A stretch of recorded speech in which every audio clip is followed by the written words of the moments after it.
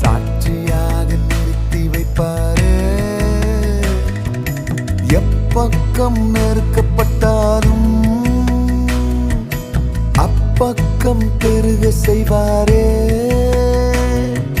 முடிந்ததென்று யார் நினைத்தாலும் முடிவிலிருந்து ஆரம்பிப்பாரே. என் பிரச்சனையை பார்க்கிலும் என் தேவன் பெரியவர். என்